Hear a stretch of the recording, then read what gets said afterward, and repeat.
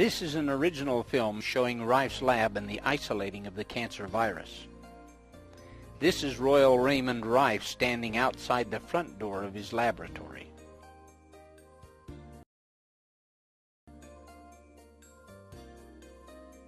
When Raif isolated the cancer virus in 1931, he took an unulcerated human breast mass from the Paradise Valley Sanitarium and Hospital, donated by Dr. R.T. Hammer, who was the assistant superintendent.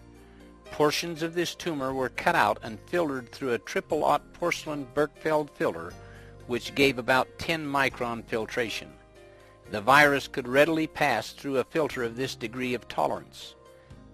The test tubes that are shown here were irradiated for 24 hours with argon gas. This irradiation caused the virus to become virulent. Raif could then grow tumors in weeks instead of months. The argon gas ionized the virus, and to counter this, the test tubes were placed in a 2-inch water vacuum and heated at near body temperature for 24 hours. This method of ionization and oxidation brought the chemical refraction of BX out of the ultraviolet and into the visible band of the spectrum.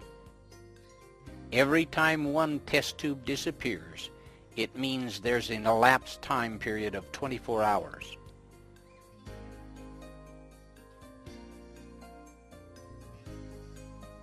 The rats were injected with a very tiny needle from the virus that he had filtered and isolated, and the tumors were allowed to grow to be 2 or 3 grams heavier than the rats. Here Raif shows the injecting of the cancer virus into the rat. The mammary gland was used in the rat because cancer virus came out of the mammary gland of a human breast mass. The rat was given a partial anesthesia to avoid the shock of the needle, because such a shock was found to cause a change in the rat's metabolism. The virus was then injected into the rat.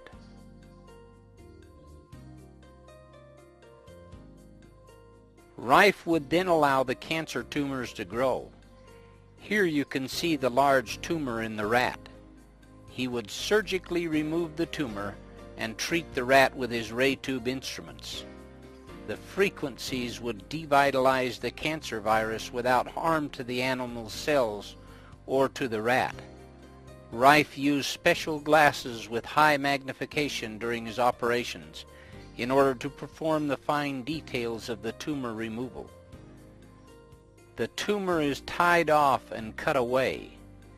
The cancer virus can again be isolated from that tumor and then injected into other rats.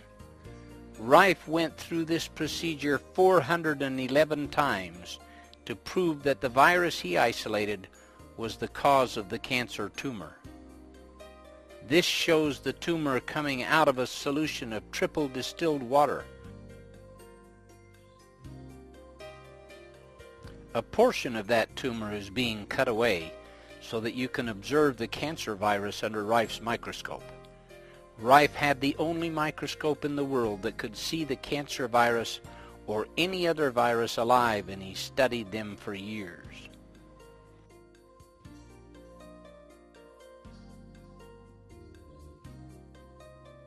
This is triple distilled water going in, and he is going to gently grind up the cancer tumor to extract the virus.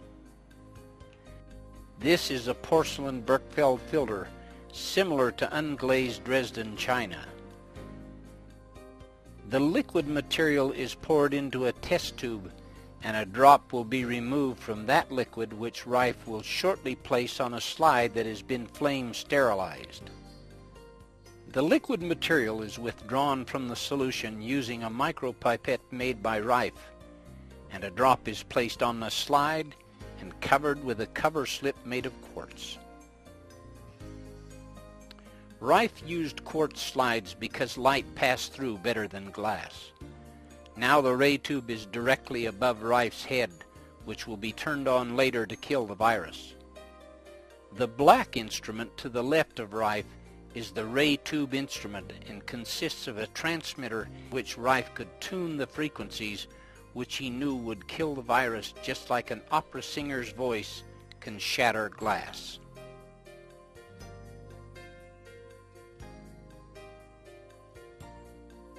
Now these are the first pictures ever made of the cancer virus. These cancer viruses were motile and streamlined, shaped like a fish. Raif will now turn on the ray tube instrument, which will activate the ray tube. If you look carefully at the ray tube, you will see a little flash that only lasts about a second, and that will be all that is needed to kill all the virus under the slide.